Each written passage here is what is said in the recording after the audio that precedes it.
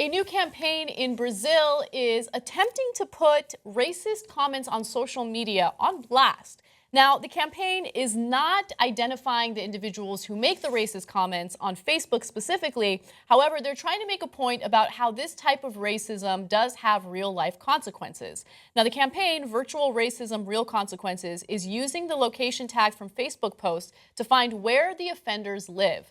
The group is then buying billboard space in their neighborhoods, but blurring out the names and photos of the commenters. So we have one quick example of it for you right now.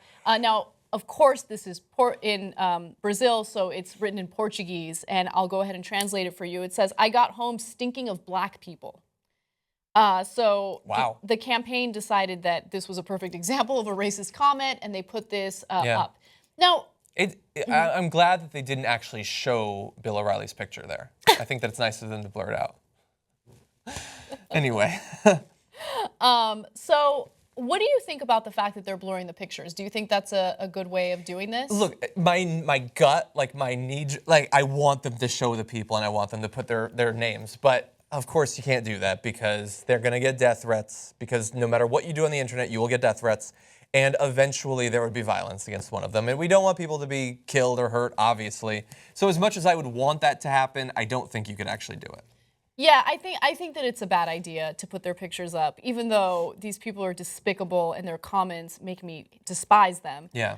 I don't want to incite violence in any way, but I do think that, you know, for the people who did make these posts on Facebook, they're going to come across that billboard. They're going to recognize their own words, and hopefully it'll resonate and make them realize how incredibly hateful they sound. Hopefully. Yes, well, I mean, one can hope, exactly. The project is republishing those comments as a reminder that virtual bullying can have an impact in the real world. We omit names and faces of authors because we have no intention of exposing anyone. By the way, it's so disheartening that someone they tweeted it. Like, okay, not everybody knows it's going to be them, like in their whole town or anything, but whoever it is that follows them, it's publicly broadcasting. I need everyone to know that I'm stinking of black people.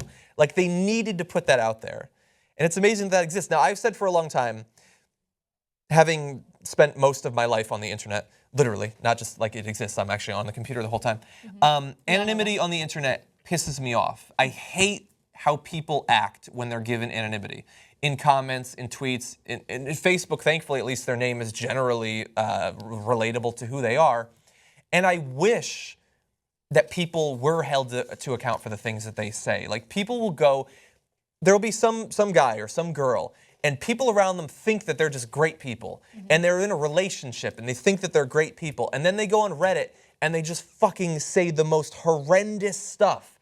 And it doesn't get tied to them. They're allowed to be awful and to exercise that. And I wish that on the internet that your name was tied to the things that you do and there was a way to search it. Like, I wish people who are awful would suffer for how awful they are, but the way that the internet is constructed, generally they don't. Well, the way that I see it is they're likely to already be suffering in one way or another. I mean, maybe. Yeah, like here.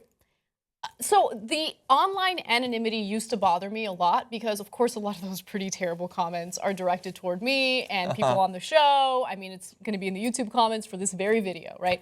But what I realized is those who hide behind the anonymity are cowards. And instead of feeling upset about it, I feel sorry for them. Yeah. Right? Because we live in this great environment where we show our faces, we have strong opinions, we share our opinions. They're based on research we've done, on facts, and I feel proud of what I do, right? And at the same time, we have this great platform to share our opinions and our ideas and show the world who we really are. Yeah. At the same time, these are people who are on the internet, who have no platform. They're sad, lonely, pathetic losers, and they hide behind the anonymity. Yeah. So whenever you get a tweet from some person using a ridiculous avatar on Twitter and a ridiculous name, and they think that they're tough guys, well, they're not tough guys. They're just pussies.